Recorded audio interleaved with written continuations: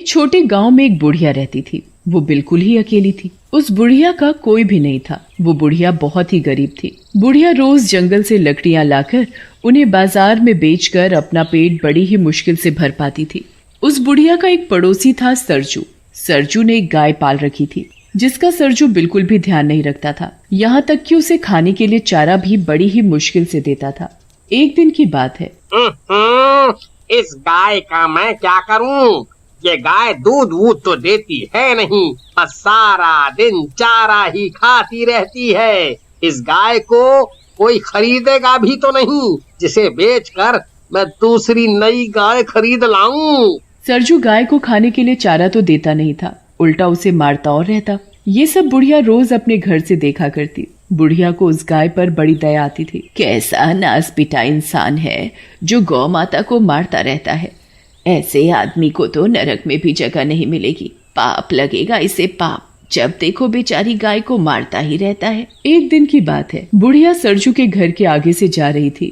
तभी उसे गाय के जोर जोर से चिल्लाने की आवाज आई, जिसे सुनकर वो रुक जाती है और वो सरजू के आंगन में झांक कर देखती है। लगता है गाय बहुत भूखी है, तभी इतने जोर जोर से शोर मचा रही है। ये सरजू खुद तो अपना पेट भर लेगा और घूमने निकल जाएगा, लेकिन बेचारी बेजुबान गाय के ऊपर इसे जरा भी दया नहीं आती। फिर बुढ़िया कहीं से गाय के लिए चारा लेकर आती है और सरजू के आंगन में जाकर गाय को चारा खिलाने लगती है और उसके सिर पर बड़े प्यार से हाथ फेरती है। चारा खाकर गाय का शोर मचाना बंद हो जाता है। गौ माता, तुझे भूख लगी थी ना? चारा खिलाकर बुढ़िया जैसे ही जाने लगती है तो गौ माता बुढ़िया की साड़ी मुंह में दबा लेती है। गौ माता, अब मुझे जाना होगा। अगर सरजू ने मुझे तेरे साथ देख लिया ना तो सोचेगा मैं गाय चुराने आई हूँ। इससे पहले कि सरजू आए मैं यहाँ से चली जाती हूँ। बुढ़िया को ना चाहते हुए भी वहां से जाना पड़ता है। और फिर जैसे ही रात होती है, बुढ़िया बेचारी गाय के बारे में सोच सोच कर बड़ी परेशान हो रही थी। फिर पता नहीं कब उस बुढ़िया को नींद आ जाती है और अगली सुबह फिर जैसे ही सुबह होती है, बुढ़िया सीधे सरजू के पास जाती है और उससे कहती है, क्या तू मुझे अपनी गाय बेचेगा? सरजू गाय के बेचने की बात सुनकर अंदर ही अंदर खुश होने लगता है। आज तो लगता है भगवान ने मेरी सुन ली। क्या हुआ सरजू, तू किस सोच में पड़ गया? बता, तू मुझे अपनी गाय बेचेगा? हाँ माँ, क्यों नहीं। तो ठीक है, ये ले अपने पैसे और गाय मुझे दे। एक बात समझ में नहीं आई अम्मा, तुम इस बूढ़ी गाय का करोगी क्या? तुझे तेरी गाय के पैसे मिल गए ना, बस। बुढ़िया सरजू के हाथ में पैसे पकड़ाकर उससे गाय लेकर अपने घर आ जाती है और गाय को अपने आंगन में एक खूंटे से बांध देती है और उसे हरा हरा चारा खिलाती है और बड़े प्यार से गाय को निहारती है, जैसे उसे कोई अपना मिल गया हो। और फिर जैसे ही रात होती है, बुढ़िया गाय के आगे चारा डालकर सोने चली जाती है। और अगली सुबह बुढ़िया सवेरे जल्दी जल्दी उठकर गाय का गोबर उठाती और फिर गाय के नीचे से साफ सफाई करके उसे नहलाती धुलाती है और फिर उसे खाने के लिए चारा देती है। ले गौ माता, चारा खा। बुढ़िया गाय को अपने हाथों से चारा खिलाती है। बुढ़िया के पास खुद के लिए खाने को होता या ना होता, पर वो गाय के लिए हमेशा समय से चारा खिलाती और उसकी खूब सेवा करती। वो गाय को जरा भी तकलीफ नहीं होने देती। बुढ़िया रोज रात को सोने से पहले उसे चारा देना नहीं भूलती थी। गाय भी बुढ़िया से बड़ी खुश होती। बुढ़िया की गाय अब पहले से ठीक हो चुकी थी। एक रात बुढ़िया गाय को चारा देकर सोने चली जाती है और जब वो सुबह उठती है और गाय के पास जाती है तो बुढ़िया के तो होश उड़ जाते हैं। ये क्या? गाय ने सोने का गोबर किया? क्योंकि वो गाय कोई मामूली गाय नहीं थी, एक जादुई गाय थी जो सोने का गोबर देती थी। फिर वो बुढ़िया चुपचाप गाय के नीचे से सारा सोने का गोबर उठाकर अपने कमरे में ले जाती है। अरे वाह, गौ माता ने मुझे सोने का गोबर दिया, इससे तो मैं गौ माता के लिए और भी चारा खरीद सकूंगी। फिर वो बुढ़िया सोने का गोबर बाजार में बेचकर गाय के लिए एक सुंदर घंटी खरीदती है और अपने और गाय के लिए बहुत सारा खाना खरीदती है। फिर बुढ़िया अपनी गाय को भी बढ़िया चारा खिलाती और खुद भी पेट भर खाना खाती है। भगवान तेरा बहुत बहुत धन्यवाद इस लाचार बेसहारा बुढ़िया की मदद करने के लिए। फिर जैसे ही शाम होती है, बुढ़िया हमेशा की तरह गाय को चारा देकर सोने चली जाती है और जैसे ही सुबह होती है, बुढ़िया जल्दी उठकर गाय के पास जाती है तो देखती है अरे ये क्या, गौ माता सोने का गोबर दे रही है। मैं इसे टोकरी में भर लेती हूँ और जल्दी से अंदर कमरे में ले जाती हूँ। फिर बुढ़िया गाय के नीचे से सारा सोने का गोबर एक टोकरे में भर कर कमरे में ले जाती है। ये गौ माता तो मेरे लिए वरदान है, वरदान। मैं इसे कल सुबह ही बाजार में बेच आऊंगी। फिर वो बुढ़िया उस गोबर को बाजार में ले जाकर बेच आती है और उन पैसों से अपने लिए बढ़िया सा घर और अपनी सुख सुविधाओं का सामान खरीदती है। अब बुढ़िया को किसी चीज की कोई कमी नहीं थी। अब बुढ़िया धीरे धीरे बहुत अमीर हो गई थी। अब तो बुढ़िया एक बहुत ही बड़े आलीशान घर में रहने लगी थी। उसके पास नौकर चाकर की कोई कमी नहीं थी। बुढ़िया ऐशो आराम की जिंदगी जी रही थी। बुढ़िया को अमीर होता देख सरजू सोच में पड़ जाता है। समझ में नहीं आता, ये बुढ़िया इतनी जल्दी अमीर कैसे बन गई, जैसे इसके हाथ कोई बहुत बड़ा खजाना लग गया हो। पता तो लगाना पड़ेगा, आखिर ये बुढ़िया इतनी जल्दी अमीर कैसे बन गई।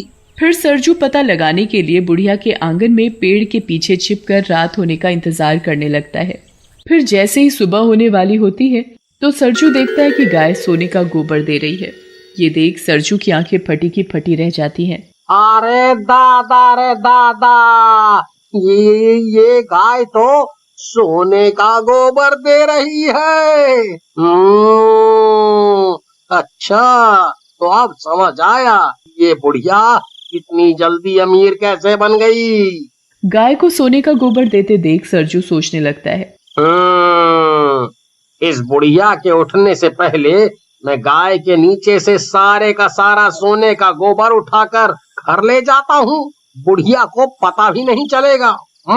फिर जैसे ही सरजू गाय के नीचे से गोबर उठाने लगता है तो गाय एक जोर की लात सरजू को मारती है और मन ही मन कहती है, गोबर लेगा, तेरे तो नसीब में गोबर ही गोबर है। सरजू गाय के नीचे से सोने का गोबर उठाने की लाख कोशिश करता है पर वो सोने का गोबर नहीं उठा पाता। इतने में ही बुढ़िया को आता देख सरजू छिप जाता है। बुढ़िया गाय के नीचे से बड़े आराम से सारा सोने का गोबर उठाकर अंदर कमरे में ले जाती है। अरे, इस गाय ने तो इस बुढ़िया को कुछ कहा भी नहीं। अगर मैं इस गाय का सोने का गोबर नहीं ले सकता तो इस बुढ़िया को भी नहीं लेने दूंगा। और अगले दिन जैसे ही सुबह होती है सरजू सरपंच के पास पहुंच जाता है और बुढ़िया के पास सोने का गोबर देने वाली गाय है के बारे में सरपंच को बताता है। क्या गाय सोने का गोबर देती है? ऐसा कैसे हो सकता है? सरपंच जी, मेरी बात का यकीन करो, मैंने खुद अपनी आँखों से गाय को सोने का गोबर देते हुए देखा है। सोने का गोबर देने वाली गाय के बारे में सुनकर अब तो सरपंच के मन में भी लालच आ जाता है और वो बुढ़िया से गाय लेने के बारे में सोचने लगता है। अगर ऐसी बात है तो मैं तुम्हें माला माल कर दूंगा। तुम मुझे अभी के अभी उस बुढ़िया के पास ले चलो। बूढ़ी अम्मा, मुझे तुम्हारी गाय खरीदनी है। ये सुनकर तो बुढ़िया के पैरों से जमीन खिसक जाती है, पर मुझे अपनी गाय नहीं बेचनी। सरपंच बुढ़िया के हाथ में बहुत सारे पैसों की थैली पकड़ाकर उससे जबरदस्ती गाय खरीदकर अपने घर ले जाता है और उसे अपने कमरे में बांध देता है। ये देख सरपंच की पत्नी सरपंच से पूछती है, मुझे एक बात समझ नहीं आई कि इस गाय को आपने हमारे कमरे में क्यों बांध रखा है? अरे भगवान, ये कोई मामूली गाय नहीं है, सोने का गोबर देने वाली गाय है। भला गाय भी सोने का गोबर देती है? मुझे तो तुम्हारी बात पर जरा भी यकीन नहीं है। जब ये गाय सुबह सोने का गोबर करेगी तब तो यकीन करोगी। उधर बेचारी बुढ़िया अपनी गाय को याद कर कर के रोए जा रही थी। मेरी गाय, हाय रे मेरी गाय, मैं मेरी गाय के बिना कैसे रहूंगी? वो ही तो मेरे जीने का एक सहारा थी। बुढ़िया गाय को याद करके सो जाती है। उधर सरपंच की खुशी का ठिकाना नहीं था। सरपंच गाय को खूब सारा चारा खिलाता है जिससे कि गाय खूब सारा सोने का गोबर दे सके। फिर थोड़ी ही देर बाद सरपंच और उसकी पत्नी सो जाते हैं और जैसे ही सुबह होती है सरपंच की पत्नी सरपंच को उठाते हुए कहती है, ए जी उठो ना, देखो ना कितनी बदबू आ रही है, जैसे गाय ने गोबर कर रखा हो।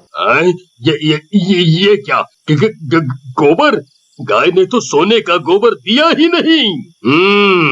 सरपंच सरजू की खूब धुलाई करता है और वापस गाय बुढ़िया को दे आता है। बुढ़िया गाय को वापस पाकर बड़ी खुश होती है और उसके गले लग जाती है। हेलो दोस्तों, कैसे हैं आप सब? हमारी कहानियाँ देखने के लिए हमारे चैनल को सब्सक्राइब कीजिए और हाँ, बेल आइकॉन पर क्लिक करना मत भूलिएगा।